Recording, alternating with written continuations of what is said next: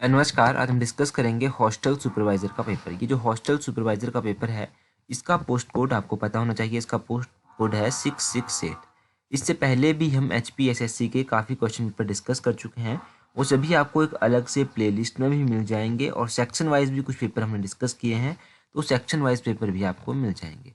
तो आज की वीडियो का जो सबसे पहले हम क्वेश्चन डिस्कस करेंगे वो जीके का सेक्शन हम डिस्कस करेंगे, क्योंकि बाकी के जो क्वेश्चन थे वो कैसे थे, वो सिर्फ और सिर्फ जो थे वो रिलेटेड थे फूड से रिलेटेड, क्योंकि ये हॉस्टल सुपरवाइजर का पेपर है।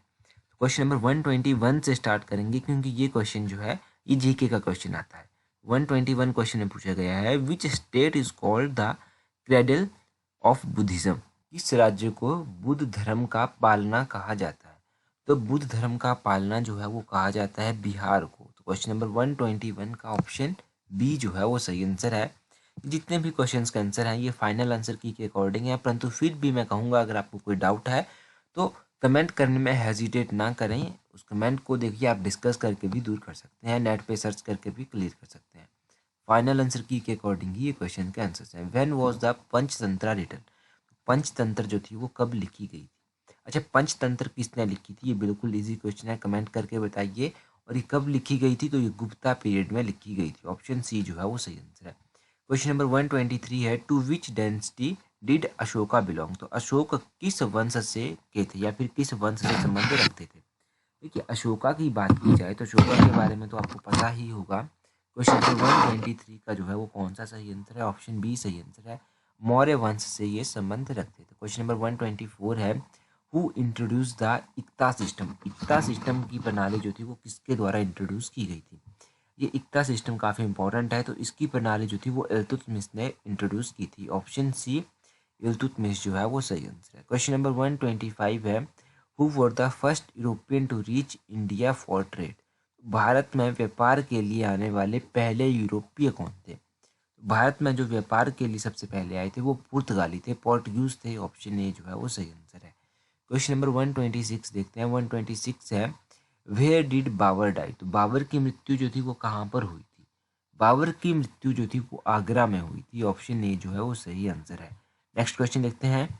नेक्स्ट क्वेश्चन हमारे पास है क्वेश्चन नंबर 127। क्वेश्चन नंबर 127 है, permanent settlement was feature of? तो स्थायी निवास जो था वो किसका लक्षण था?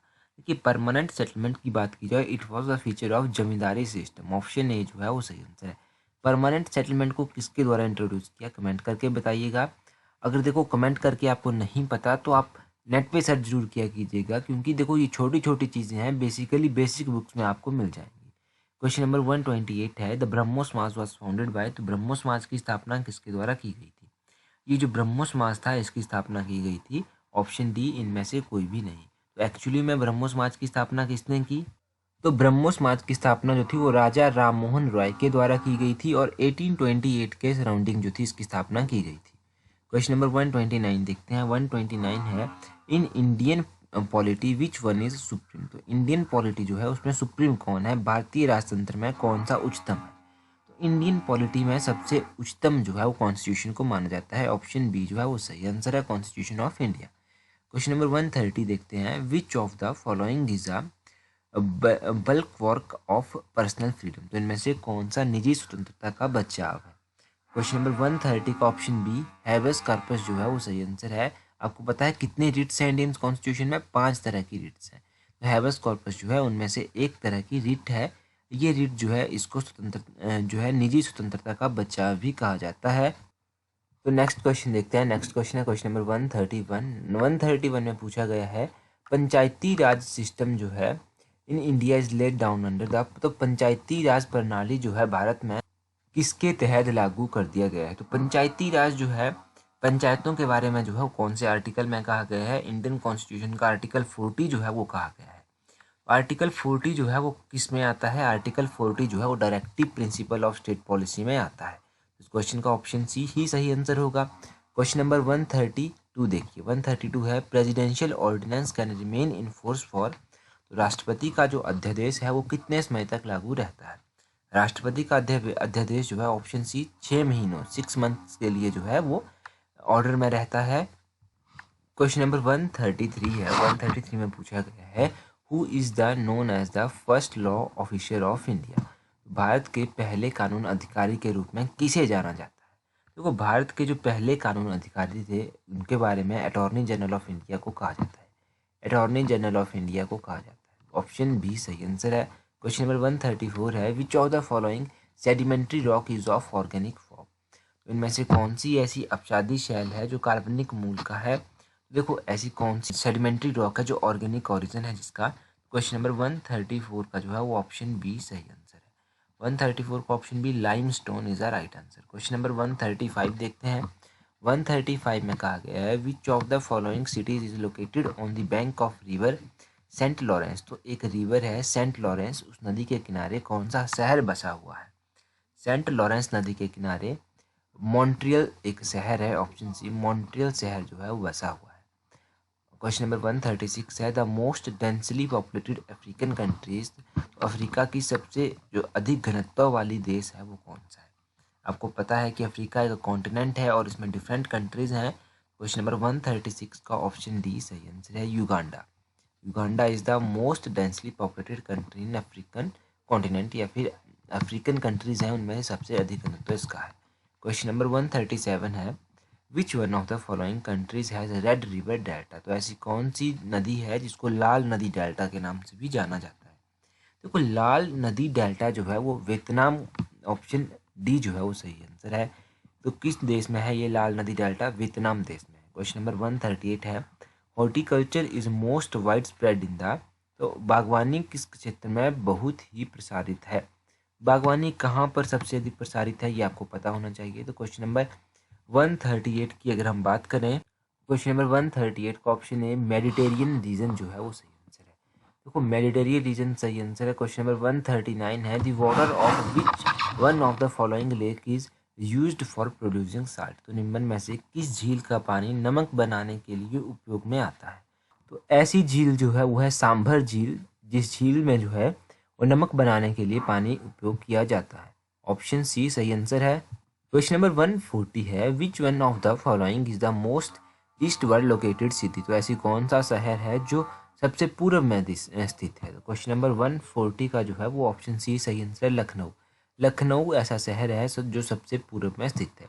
क्वेश्चन नंबर 148 है, valley Konda hills is situated in? तो ये जो वैली कोंडा हिल्स है ये कहाँ पर स्थित है? वैली कोंडा हिल्स जो है वो आंध्र प्रदेश में स्थित है। क्वेश्चन नंबर 141 का ऑप्शन डी सही आंसर है। क्वेश्चन नंबर 142 देखते हैं क्या है। 142 में कहा गया है, which of the following is a global biodiversity hotspot in India? निम्न में से कौन सा भारत में वैश्विक जैव विविधता हॉटस्पॉट है? देखो, जो कि बायोडाइवर्सिटी हॉटस्पॉट है इंडिया में वो कौन सा है? 142 का ऑप्शन ए वेस्टर्न घाट जो है वो सही आंसर है। पश्चिमी घाट जो है वो सबसे अधिक बायोडाइवर्सिटी हॉटस्पॉट है। क्वेश्चन नंबर 143 है, census 2011 covered how many districts in India? तो जनगणना 2011 में भारत के कितने जिलों को कवर किया गया? भारत के जो थे ऑप्शन डी 640 जिले कवर किए गए। ऑप्शन डी 640 जो है वो सही आंसर है। क्वेश्चन नंबर 144 है, which one of the following soil is most suitable for cotton cultivation? ये तो बेसिक क्वेश्चन है, कॉमन क्वेश्चन है। ऐसी कौन सी मृदा जो कपास उगाने के लिए सबसे अधिक अनुकूल मानी जाती है? तो ब्लैक सॉइल, ऑप्शन बी सही आंसर है। क्वेश्चन नंबर 145 है, which of the following is not a sea port? इनमें से ऐसा कौन सा बंदरगाह है जो समुद्री बंदरगाह नहीं कहलाता है? समुद्री बंदरगाह जो है वो डायमंड हार्बर ऑप्शन सी सही आंसर है। इस बंदरगाह को नहीं कहा जाता है। क्वेश्चन नंबर 146 है, under which of the following 5 year plan was private sector given priority over the public sector for the first time? तो इस पंचवर्षीय योजना के अंतर्गत पहली बार गैर सरकारी क्षेत्र को सार्वजनिक क्षेत्र की तुलना में प्राथमिकता दी गई थी? देखो, ऐसा कौन सा सेक्टर है? तो क्वेश्चन नंबर 146 का ऑप्शन बी सेवंथ जो है वो सही आंसर है। सातवां 5 ईयर प्लान जो है वो ऐसा प्लान है जिसमें प्राइवेट सेक्टर को जो था प्रायोरिटी दी गई थी, प्रायोरिटी बेसिस पर रखा गया था। क्वेश्चन नंबर 147 है, the financial year of RBI is? तो RBI reserve bank of India का फाइनेंशियल ईयर कब से लेकर कब तक होता है? तो ये जो है कि जुलाई से लेकर जून तक होता है। ऑप्शन डी सही आंसर है। क्वेश्चन नंबर 148 है, whose signature is found in 1 rupee note? एक तो 1 रुपये का नोट होता है जिसपे सिग्नेचर होते हैं। वैसे तो सिग्नेचर तो हर एक नोट पर होते हैं, परंतु जो 1 रुपये का नोट होता है उस पर सेक्रेटरी फाइनेंस के जो है वो हस्ताक्षर होते हैं। ऑप्शन ए बाकी आपका जो 10, 20, 50 या फिर 500 का हो गया, फिर 2000 का हो गया, इन नोट्स के ऊपर जो है वो रिजर्व बैंक ऑफ इंडिया के गवर्नर के हस्ताक्षर होते हैं। ये आपको बेसिक से पता होना चाहिए। क्वेश्चन नंबर 149 है, SIDO is related to the development of. तो SIDO जो है वो किसकी डेवलपमेंट से रिलेटेड है? क्वेश्चन नंबर 149 का ऑप्शन बी जो है वो सही आंसर है। स्मॉल इंडस्ट्रीज के रिलेटेड से जो है ये रिलेटेड है। क्वेश्चन नंबर 150 है, विच mirror produces magnified erect image of an object. तो ऐसा कौन सा दर्पण है जो वस्तु की आवर्तिक और उधर्व प्रतिबंध देता है? तो क्वेश्चन नंबर 150 का ऑप्शन बी कॉनकेव मिरर जो है वो सही आंसर है। अवतल मिरर ऐसा है जो मैग्नीफाइड इरेक्ट इमेज जो है वो प्रोड्यूस करता है। क्वेश्चन नंबर 151 है, विच device work on the basis of principle of mutual induction. इनमें से ऐसा कौन सा डिवाइस है जो म्यूचुअल इंडक्शन के ऊपर काम करता है? देखो ये तो बेसिक क्वेश्चन है, अगर आपने साइंस पढ़ा होगा तो +1 +2 में इस तरह के क्वेश्चन बेसिकली आते हैं। ऑप्शन बी ट्रांसफॉर्मर जो है वो सही आंसर है। ट्रांसफॉर्मर इसका सही आंसर होगा। Question number 152, the pure form of carbon is. तो कार्बन का प्योर फॉर्म इनमें से किसको माना जाता है? Option A diamond is the pure form of carbon. Question number 153 है, the sex of an new born baby is determined by the chromosomes inherited from the. नवजात शिशु का लिंग किसके वंशानुगत मिले रंगसूत्रों से निर्धारित किया जाता है? क्वेश्चन नंबर 153 का ऑप्शन बी फादर जो है वो सही आंसर है। फादर का जो इनहेरिटेंस होता है उसके साथ उसको रिलेट किया जाता है न्यू बॉर्न बेबी के। क्वेश्चन नंबर 154 है, the vitamin which generally excreted by human in urine is. मानव द्वारा सामान्य रूप से मूत्र में उत्सर्जित किया गया विटामिन है। देखो ये कौन सा विटामिन है? ये विटामिन सी होता है जो ह्यूमन यूराइन में होता है। ऑप्शन बी सही आंसर है। क्वेश्चन नंबर 155 है, देखो ये रीजनिंग का क्वेश्चन है, इसको आप वीडियो को पॉज करके एक बार सॉल्व कीजिएगा। इनके आंसर्स मैं आपको कॉमनली बता देता हूँ। तो क्वेश्चन नंबर 155 का ऑप्शन डी 17 जो है वो सही आंसर है। क्वेश्चन नंबर 156 की बात करेंगे तो क्वेश्चन नंबर 156 का ऑप्शन बी 41 ईयर्स सही आंसर है। क्वेश्चन नंबर 157 करंट अफेयर का क्वेश्चन है उस टाइम का, तो इसको भी हम डिस्कस नहीं करेंगे। क्वेश्चन नंबर 158 भी इस तरह से है, 159 और 160 क्वेश्चन भी इस तरह से ही है, तो इन क्वेश्चंस को हम डिस्कस नहीं करेंगे। ठीक है, वैसे तो ये क्वेश्चन तो अपने क्वेश्चन नंबर 160 जो है ये तो अपने हिमाचल से रिलेटेड है, तो ये तो आपको पता है, तो ऑप्शन सी इसका सही आंसर है। अब क्वेश्चन नंबर 161 HPGK का क्वेश्चन है, मझथाल वाइल्ड लाइफ सेंचुरी कहाँ पर स्थित है? मझथाल वाइल्ड लाइफ सेंचुरी के बारे में मैंने आपको कई बार बताया था, ये डिस्ट्रिक्ट सोलन में स्थित है। क्वेश्चन नंबर 161 का ऑप्शन बी सोलन सही आंसर है। क्वेश्चन नंबर 162 है, which of the following hydro electric project is not on Beas river in Himachal Pradesh. तो ऐसी कौन सी हाइड्रो इलेक्ट्रिक प्रोजेक्ट है जो ब्यास नदी के किनारे स्थित नहीं है? तो क्वेश्चन नंबर 162 का ऑप्शन डी जो है वो सही आंसर है। होली प्रोजेक्ट जो है वो ब्यास नदी के किनारे स्थित नहीं है। ये होली प्रोजेक्ट कहाँ पर स्थित है ये आप कमेंट करके बताइएगा। मैंने जब भी मिशन एचएस की वीडियोस डिस्कस की हैं तो वहाँ पर इन क्वेश्चन को डिस्कस कर रखा है। क्वेश्चन नंबर 163 है, the famous Chhatrari temple is located in which district of Himachal Pradesh. तो हिमाचल प्रदेश का प्रसिद्ध मंदिर छतराड़ी जो है वो कहाँ पर स्थित है? क्वेश्चन नंबर 163 का ऑप्शन सी चंबा जो है वो सही आंसर है।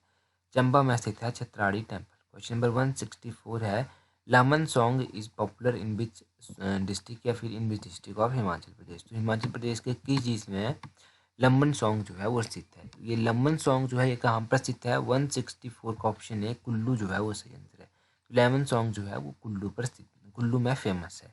क्वेश्चन नंबर 165 का साइनोनियम ऑफ वर्ड आर्केइक। तो आर्केइक वर्ड को आप कहाँ से डिराइव कर सकते हैं? आर्कोलॉजी से आप इसको डिराइव करते हैं। आपने सुना होगा आर्कोलॉजी सर्वे ऑफ इंडिया, तो वहीं से आप इस आर्कोलॉजिक वर्ड से आप इसको डिराइव कर सकते हैं। तो इसका मतलब होता है belonging to an earlier period. Option D सही आंसर है। क्वेश्चन नंबर 166 है, वैसे एग्जैक्टली इसका मतलब होता है प्राचीन। क्वेश्चन नंबर 166 है, nearly 60 years have gone by dash Gandhi ji passed away. Question number 166 का ऑप्शन डी सिंस जो है वो सही आंसर है। क्वेश्चन नंबर 167 है, meaning of the idiom to draw a bed on. तो इसका इडियम है एक to draw a bed on, इसका मतलब क्या होता है? क्वेश्चन नंबर 167 का option D to take careful aim at होता है इसका सही आंसर। क्वेश्चन नंबर 168 हिंदी का है। हिंदी का क्वेश्चन है, जो आगे की बात सोचता है उसे क्या कहते हैं? जो आगे की बात सोचता है उसको कहा जाता है अगर सोची। तो क्वेश्चन नंबर 168 का ऑप्शन ए सही आंसर है। आजीवन में कौन सा समास है? तो आजीवन में कौन सा समास है? आजीवन में अव्ययीभाव समास होता है। ऑप्शन बी जो है वो सही आंसर है। क्वेश्चन नंबर 170 है, इनमें से शुद्ध शब्द कौन सा है? शून्य को किस तरह से लिखा जाता है? क्वेश्चन नंबर 170 का ऑप्शन डी सही आंसर है, इनमें से कोई नहीं। शून्य को कैसे लिखा जाता है ये आप कमेंट करके भी बता सकते हैं। अच्छा, अब देखिए जितने भी क्वेश्चंस थे वो हमने डिस्कस किए। डाउट है किसी भी क्वेश्चन के आंसर में तो कमेंट करके बताइए। So that's all for today. Thank you very much for watching and listening and very patiently.